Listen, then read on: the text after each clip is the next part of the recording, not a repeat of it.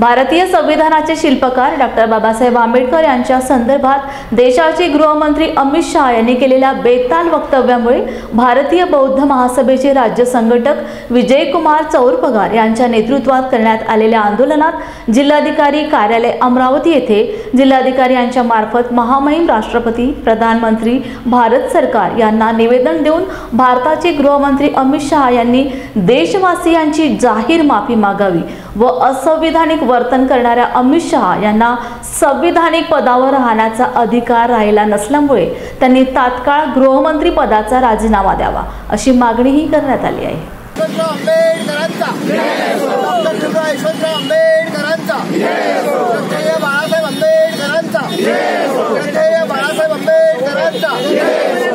अमित शाह हटाओ, अमित शाह हटाओ,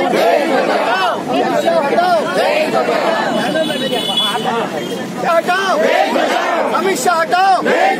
इस देश में रहना है, मानना पड़ेगा, इस देश को रहना होगा।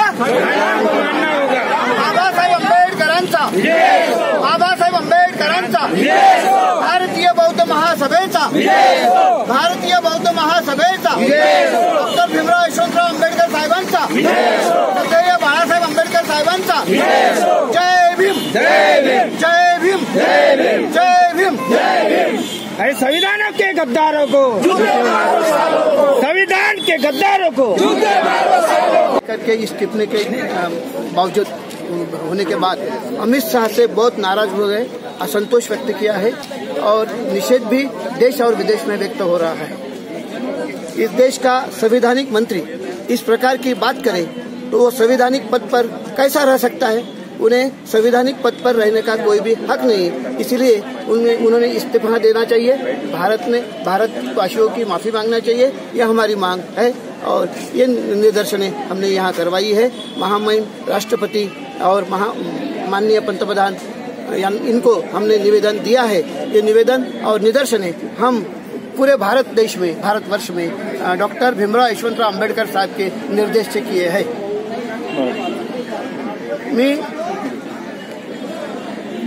मी विजयकुमार चौरपगार, राज्य संघटक, भारतीय बौद्ध महासभा।